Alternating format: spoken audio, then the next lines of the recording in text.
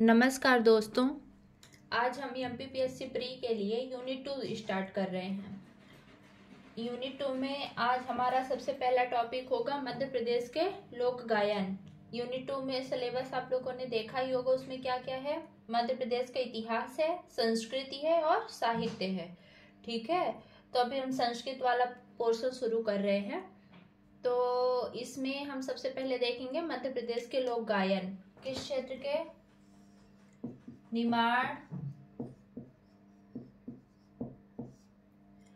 दूसरा है मालवा,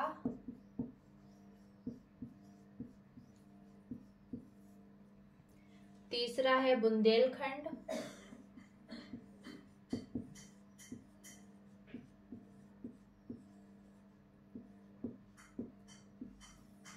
और चौथा है हमारा बघेलखंड। ठीक है, बघेलखंड।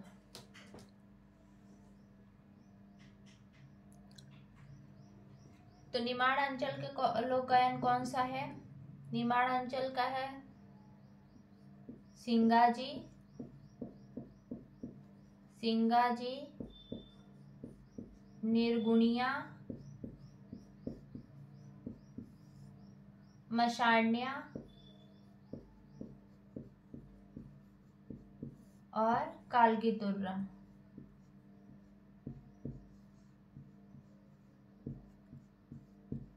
ठीक है, सिंगाजी, निर्गुणिया, मशाण्या और कालगी-तुर्रा।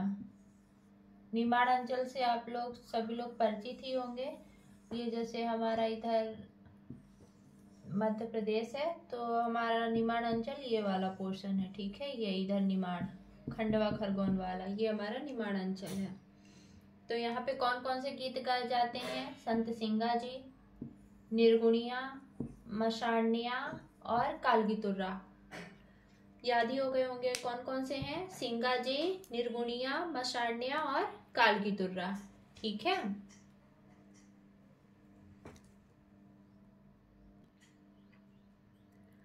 अब हम निमाड़ अंचल के जो प्रमुख लोक गायन है उनके बारे में जानकारी प्राप्त कर लेते हैं। तो जैसे अगर आता है संत सिंगाजी, 3 नंबर में भी पूछ सकता है, तो इसके बारे में हम क्या लिखेंगे। मेंस के 3 मार्कर में भी पूछ सकता है। तो हम लिखेंगे संत सिंगाजी। तो सबसे पहले हम क्षेत्र डालेंगे, तो किस क्षेत्र में होता है सिंगाजी। निमाड़ अंचल में। ठीक है, निमाड़ अंचल। फिर दूसरा है, दूसरा इसमें तथ्य क्या होगा। गायन शैली इसकी कैसी है। संत सिंगाजी की गायन शैली, संत सिंगाजी की गायन शैली है एकल व समूह। इसे अकेले भी गाया जाता है और समूह में भी गाया जाता है। तो एकल व समूह गायन शैली। ठीक, इसकी विषय वस्तु क्या है। तो ये गृहस्थ जीवन पर आधारित है। गृहस्थ जीवन, कृषि व पशुपालन। संत सिंगाजी किससे संबंधित है। इसकी विषय वस्तु क्या है। गृहस्थ जीवन, कृषि और पशुपालन। ठीक है,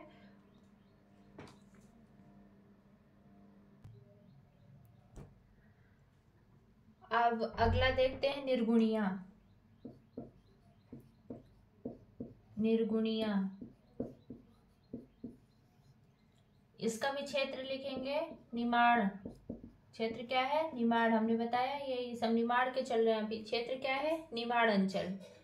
निर्गुणिया निमाड़ अंचल में गाया जाता है। ठीक, इसकी गायन शैली क्या है। इसकी गायन शैली है एकल गायन शैली प्लस समूह। ये समूह में भी गाया जाता है और एकल भी गाया जाता है। ठीक है, ये किसके द्वारा गाया जाता है। ये निर्गुणिया साधु वगैरह के द्वारा गाया जाता है। ठीक, और इसकी विषय वस्तु क्या है। विषय वस्तु निर्गुणिया की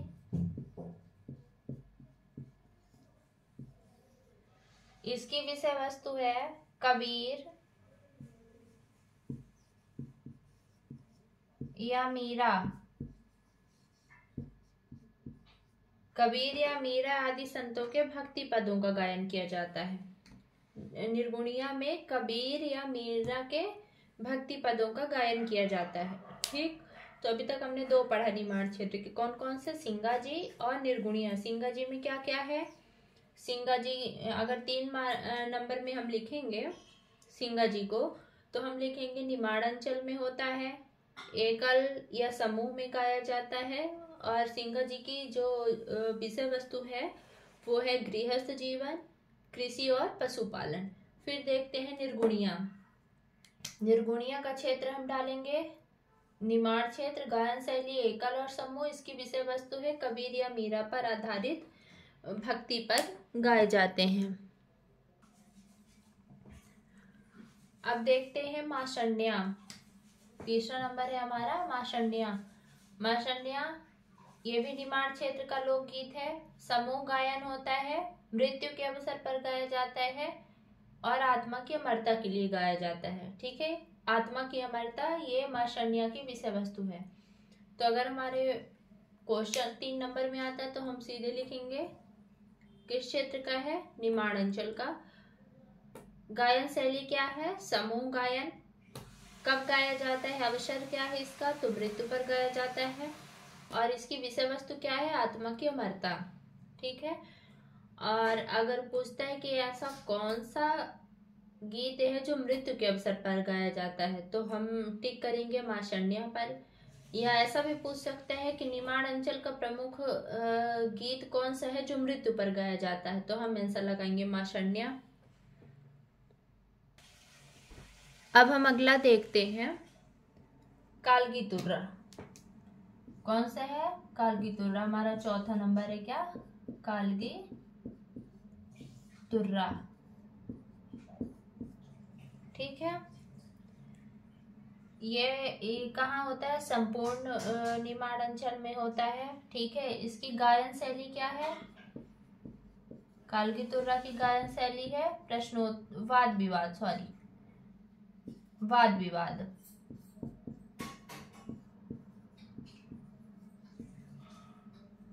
ठीक, क्वेश्चन बनेगा ऐसा कौन सा गीत है जो वाद विवाद पर आधारित है, कालगी तुर्रा। निमाड़ अंचल का ऐसा कौन सा गीत है जो वाद विवाद पर आधारित है, तो भी होगा कालगी तुर्रा। ठीक है,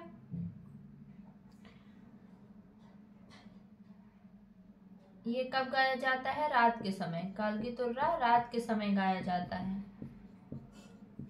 ठीक, ये घटनाओं पर आधारित होता है, इसकी विषय वस्तु क्या है, घटनाओं पर आधारित। विषय वस्तु क्या है इसकी, घटनाओं पर आधारित। और इसमें एक फैक्ट और है, इसके प्रमुख उस्ताद, वो लोग जो कालगी तुर्रा गाते हैं, तो उनमें से बहुत ही प्रसिद्ध नाम है सुमेर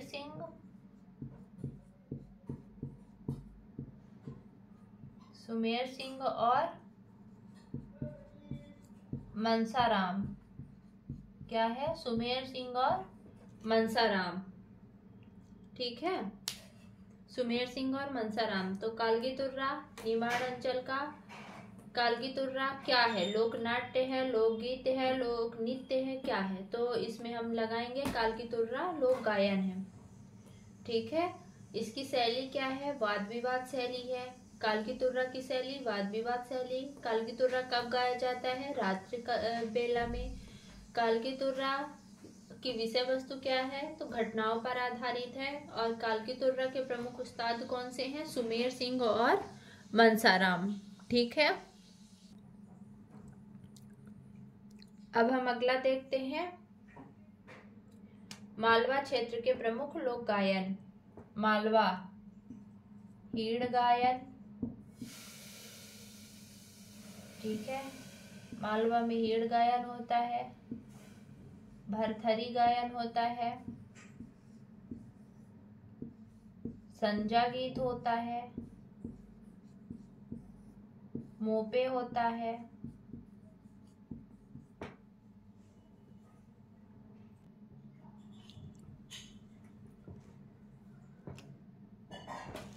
क्या क्या हो गया? हीड़ गायन, भरथरी गायन, संजा गीत, मोपे, बरसाती बरता, बरसाती बरता, ठीक है। निर्गुणिया गायन, निर्गुणिया, और कौन सा हो गया? एक होता है रेलो गीत। ये मालवा अंचल के प्रमुख गीत हैं। कौन कौन से? हीड़, भरथरी, संजा, मोपे, बरसाती बरता, निर्गुणिया, रेलो गीत। एक सांस में याद करना है। हीड़, भरथरी, संजा, मोपे, बरसाती बरता, निर्गुणिया, रेलो गीत, ठीक है।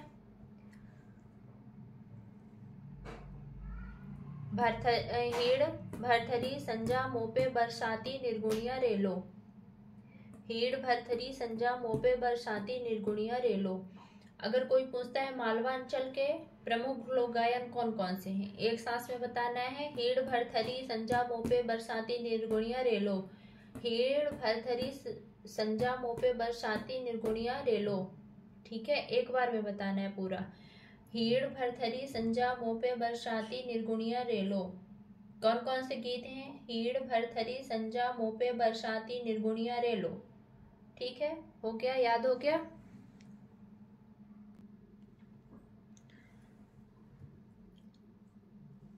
एक सांस में बिना देखे बताएंगे। मालवा अंचल के प्रमुख लोकगीत कौन कौन से हैं? हीड़, भरथरी, संजा, मोपे, निर्गुणिया, रेलो। हीड़, भरथरी, संजा, मोपे, निर्गुणिया, रेलो, बरसाती बरता, ठीक है। हो गए पूरे। अब देखते हैं भरथरी गायन। अब इनके बारे में 3 मार्कर। भरथरी गायन,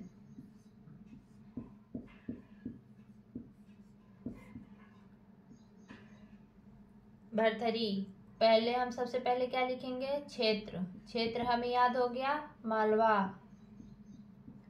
ठीक है। क्षेत्र कौन सा है? मालवा, याद हो गया है ना। अगला, कब गाया जाता है? प्रातःकाल, प्रातःकालीन बेला में।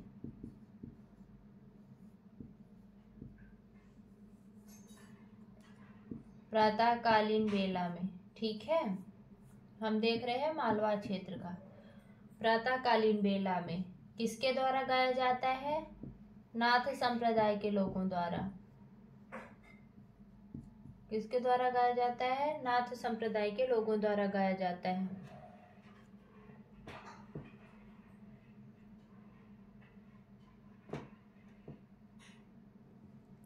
इसकी विषय वस्तु क्या है? विषय वस्तु राजा भरथरी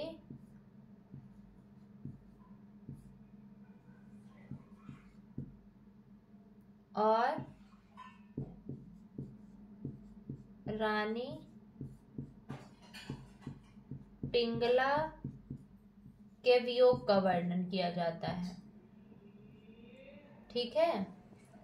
क्या क्या है भरथरी गायन में? क्षेत्र मालवा, प्रातःकालीन बेला, नाथ संप्रदाय, विषय वस्तु राजा भरथरी और रानी पिंगला के वियोग का वर्णन किया जाता है, ठीक है। इसकी गायन शैली क्या है? गायन शैली है एकल प्लस समूह। एकल भी है और सामूहिक भी है, ठीक है। भरथरी गायन, तो भरथरी गायन मालवा क्षेत्र, नाथ संप्रदाय, मालवा क्षेत्र, नाथ संप्रदाय, प्रातःकालीन बेला, विषय वस्तु राजा भरथरी, रानी पिंगला के वियोग का वर्णन और एकल और समूह गायन शैली। अगर हमसे पूछ लेता है कि राजा भरथरी और रानी पिंगला के वियोग का वर्णन किस गायन में किया जाता है, तो इस गायन में किया जाता है भरथरी गायन में, ठीक है।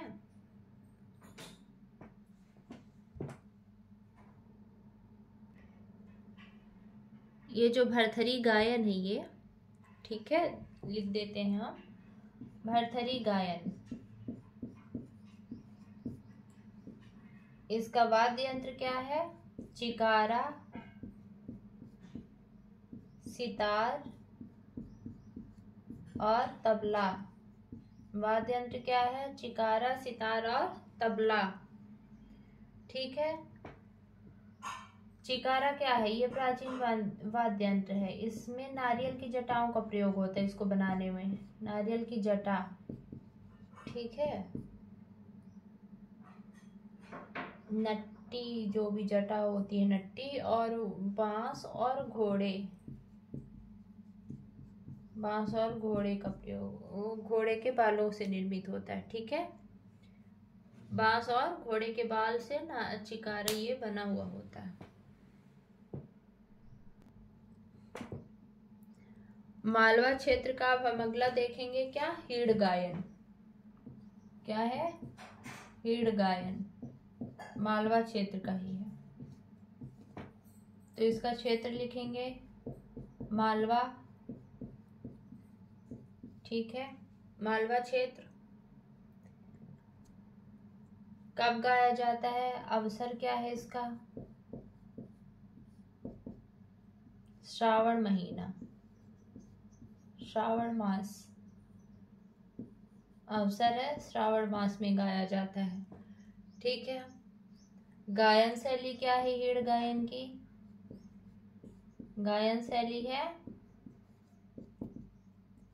एकल व सामूहिक। ठीक है।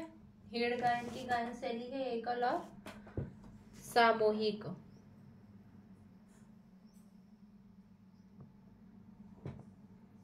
ये किसके द्वारा गाया जाता है? प्रमुखता से अहीरों द्वारा। किसके द्वारा? अहीरों द्वारा गाया जाता है। ठीक है। और विशेष क्या है इसमें? विषय वस्तु, या कह दें विषय वस्तु, इसकी कह देते हैं विषय वस्तु। हीड़ गायन की विषय वस्तु क्या है? कृषि, कृषि संस्कृति और 11 माता की कथा। 11 माता की कथा। ठीक है। हीड़ गायन मालवा क्षेत्र, श्रावण मास, एकल और सामूहिक, अहीर, कृषि, 11 माता की कथा। ठीक है। तो हम जानेंगे हीड़ गायन 3 नंबर में आएगा तो कैसे लिखेंगे? क्षेत्र मालवा, अवसर श्रावण मास, गायन शैली एकल और सामूहिक, प्रमुखता अहीरों द्वारा गाया जाता है, विषय वस्तु है कृषि और 11 माता की कथा। ठीक है। हीड़ गायन कब होता है? शुभ अवसर पर, जैसे होली, दिवाली, जन्माष्टमी, नवरात्रि, इन सब पर गाया जाता है। हम अगला देखते हैं संजा गीत। संजा गीत कहाँ का है? मालवा क्षेत्र का ही है। कब गाया जाता है? पितृपक्ष में, शाम के समय पर, सायंकालीन बेला में। संजा गीत मालवा, पितृपक्ष, सायंकालीन बेला। विषय वस्तु क्या है? गोबर व फूल की पत्तियों से दीवार पर संजा बनाकर किशोरियों और महिलाओं द्वारा गाया जाता है। इसकी गायन शैली क्या है? एकल और सामूहिक। एकल और सामूहिक गायन शैली है। संजा गीत में वाद्य यंत्र का प्रयोग नहीं किया जाता है। विशेष ध्यान रखेंगे कि संजा गीत में वाद्य यंत्रों का प्रयोग नहीं किया जाता है। ठीक है। संजा गीत याद करते हैं।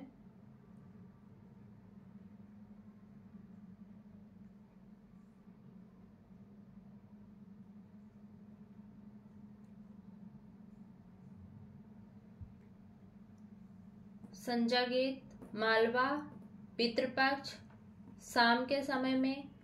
विषय वस्तु गोबर व फूल पत्तियों से दीवार पर संजा बनाकर किशोरियों या महिलाओं द्वारा गाया जाता है। शैली इसकी है एकल और सामूहिक। ठीक है।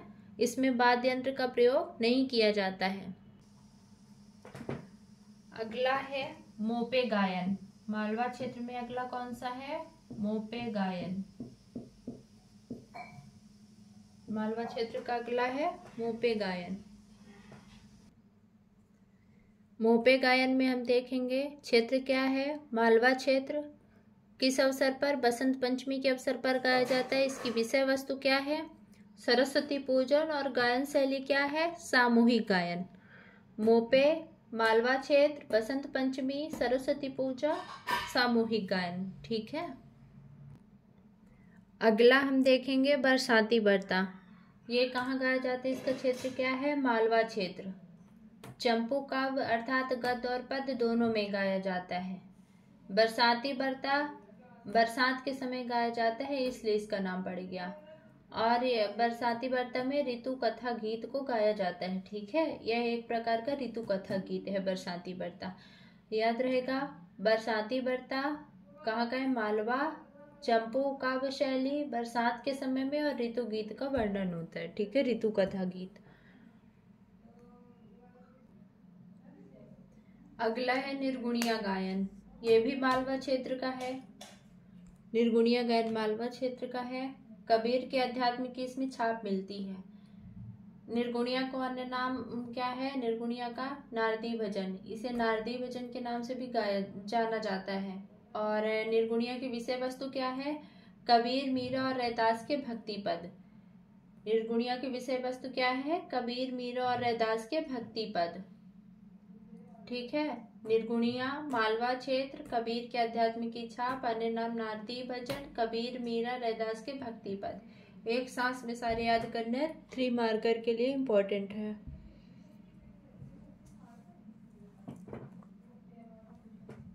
ठीक है। और अगला है रेलो गीत। तो रेलो गीत भील या कोरकू जनजाति द्वारा गाया जाता। अगला है रेलो गीत। तो रेलो गीत भी ये मालवा क्षेत्र में ही है। भील व कोरकू जाति द्वारा नवयुवक और युवतियां गाते हैं इसे, रेलो गीत। तो इसमें एक ही विशेष फैक्ट है कि रेलो गीत किन जनजातियों द्वारा गाया जाता है, तो हम बता देंगे भील और कोरकू द्वारा। रेलो गीत भील और कोरकू द्वारा गाया जाता है। ठीक है।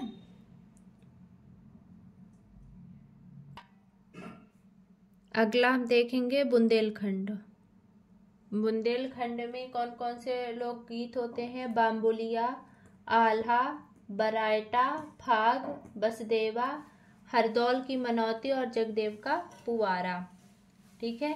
बाम्बुलिया को हम भोला गीत या लमटेरा गीत भी कहते हैं। ठीक है, बाम्बुलिया को भोला गीत या लमटेरा गीत भी कहते हैं। तो बुंदेलखंड में कौन कौन से हैं? एक सांस में। बाम्बुलिया, आल्हा, बरायटा, फाग, बसदेवा, जगदेव का पुवारा, हरदौल की मनौती। बाम्बुलिया, आल्हा, बरायटा, फाग, बसदेव, हरदौल की मनौती, जगदेव का पुवारा। बुंदेलखंड के कौन कौन से हैं? बाम्बुलिया, आल्हा, बरायटा, फाग, बसदेवा, हरदौल की मनौती, जगदेव का पुवारा। ठीक है। बाम्बुलिया को भोला गीत या लमटेरा गीत भी कहते हैं। चलिए अब हम एक एक के बारे में जानकारी प्राप्त करेंगे।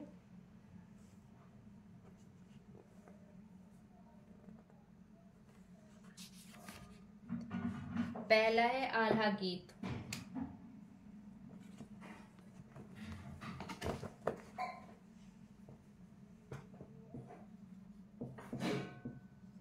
आल्हा गीत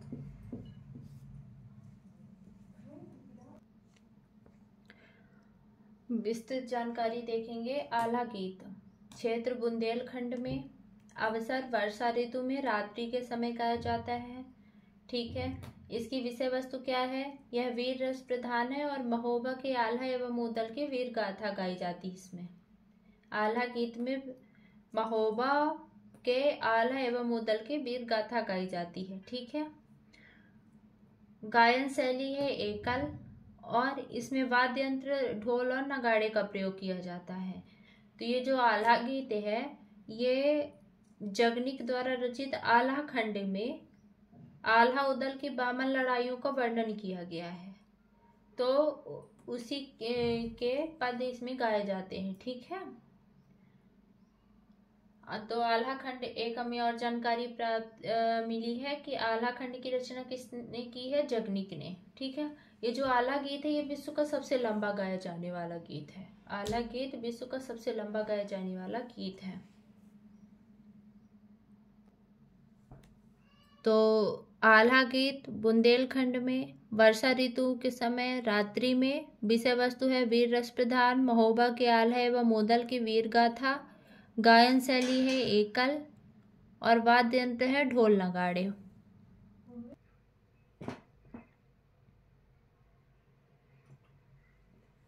अगला है भोला गीत, बाम्बुलिया या लमटेरा। भोला गीत को ही बाम्बुलिया गीत या लमटेरा गीत कहते हैं। यह बुंदेलखंड क्षेत्र में होता है।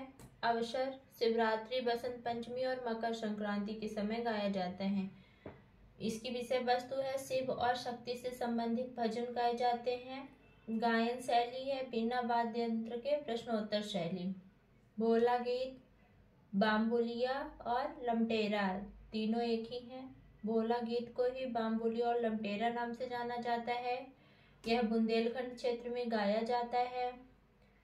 शिवरात्रि या बसंत पंचमी, मकर संक्रांति के अवसर पर गाया जाता है। ठीक है। विषय वस्तु है शिव और शक्ति से संबंधित भजन। गायन शैली है बिना वाद्य यंत्र के प्रश्नोत्तर शैली।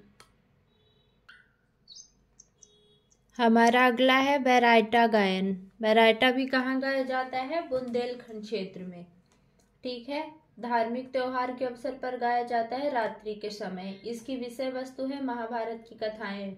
बैराइटा गायन में महाभारत की कथाएं गाई जाती हैं और इसकी गायन शैली है संवाद कथा गायन शैली। ठीक है। बैराइटा में बुंदेलखंड धार्मिक त्योहार रात्रि के समय महाभारत की कथाएं। गायन शैली क्या है? संवाद कथा गायन शैली है। ठीक है। गायन शैली क्या है? संवाद कथा गायन शैली। अगला देखते हैं फाग। फाग तीन प्रकार के होते हैं, इसरी फाग, ठाकुर फाग और राई फाग। ठीक है। इसरी फाग, ठाकुर फाग और राई फाग। इसरी फाग ये चौकड़ी में गाई जाती है। ठाकुर फाग जिराई खेल के साथ एच के आकार में ढोलक व मजीरा के साथ गाई जाती। ठाकुर फाग एच के आकार में जिराई खेल के साथ। और जो राई फाग है वो राई नृत्य के साथ गाई जाती है। ठीक है। ये बुंदेलखंड क्षेत्र में होती है। होली के अवसर पर गाई जाती है फाग, होली के अवसर पर। ये बुंदेलखंड और बघेलखंड दोनों क्षेत्रों में होती है। बघेलखंड में भी फाग गाया जाता है। फिर है बसदेव गायन, बसदेवा गायन। तो बसदेवा में हो के ज्यादा कुछ है नहीं।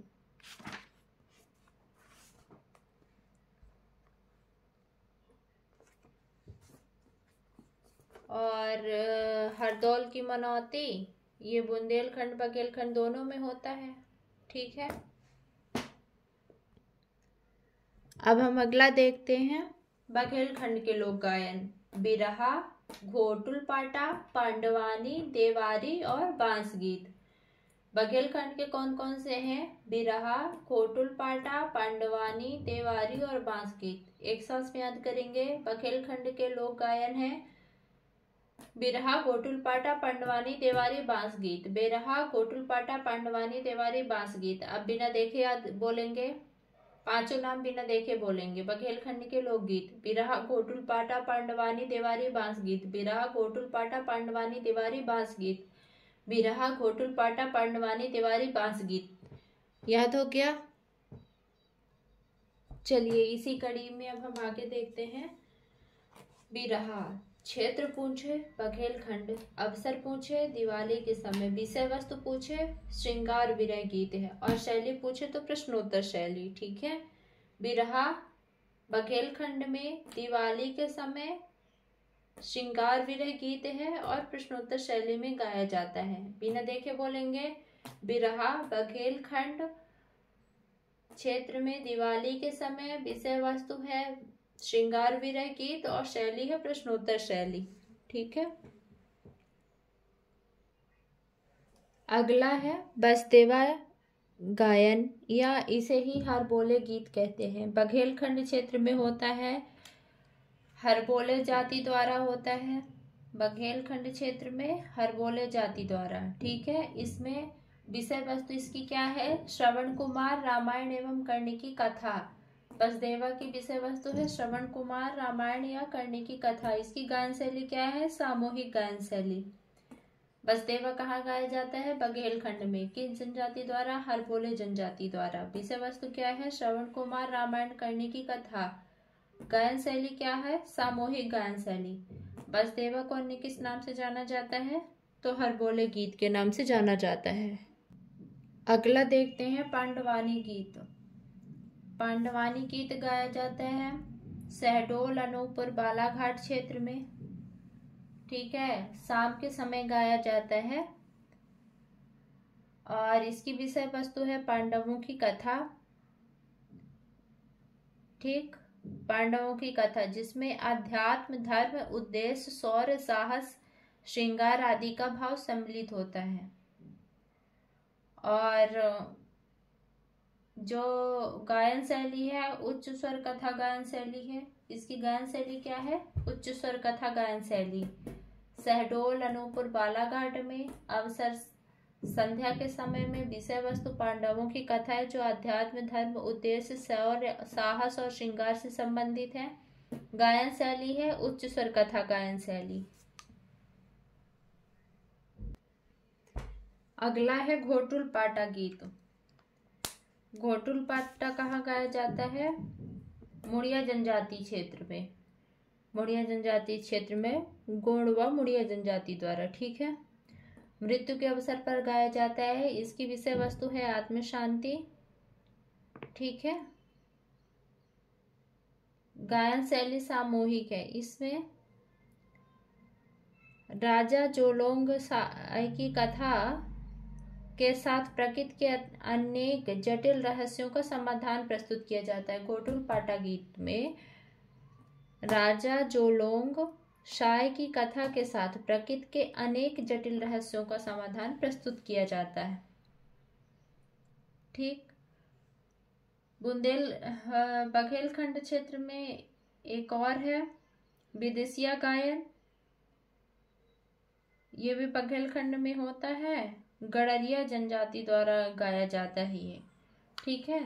तो दोस्तों आज यहाँ पे मध्य प्रदेश के लोक गायन समाप्त। अगली वीडियो में हम लोक नाट्य के बारे में या लोक नृत्य के बारे में चर्चा करेंगे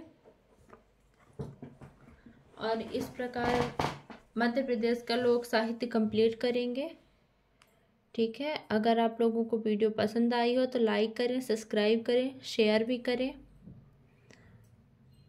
और हमें सपोर्ट करें। धन्यवाद।